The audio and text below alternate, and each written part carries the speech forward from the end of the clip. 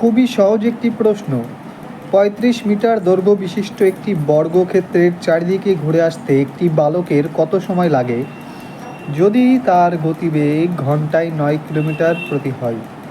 তাহলে একটা বর্গক্ষেত্রের প্রতিটি বাহুর দৈর্ঘ্য ৩৫ মিটার বলেছে, তাহলে চারদিক ঘুরতে গেলে অ্যাকচুয়ালি বর্গক্ষেত্রের পরিসীমা তাকে ঘুরতে হবে, তাই তো? তাহলে পরিসীমা মানে ৩৫ গুণ ৪, তাহলে এই রাস্তাটা তাকে ঘুরতে হবে ৩৫ গুণ ৪, এত মিটার রাস্তাকে ঘুরতে হবে। আর তার গতিবেগটা কত বলে দিয়েছে? ৯ কিমি প্রতি ঘন্টা।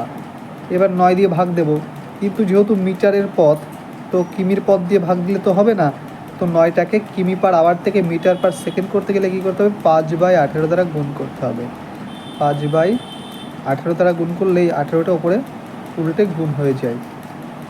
ব্যাস, এবার কাটাকুটি করলেই আমাদের সলিউশন কমপ্লিট। ৯ দুখানি ১৮, ৫ সাথে ৩৫, তাহলে আলটিমেট থাকছে হচ্ছে ৭ গুণ ৪ গুণ ২, তো ৭ ৪ সাথে ২৮, ২৮ দুখানি ৫৬ সেকেন্ড।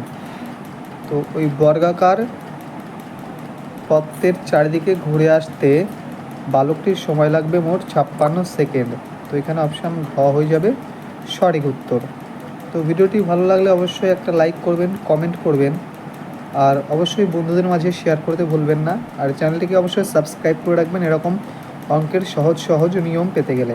ধন্যবাদ।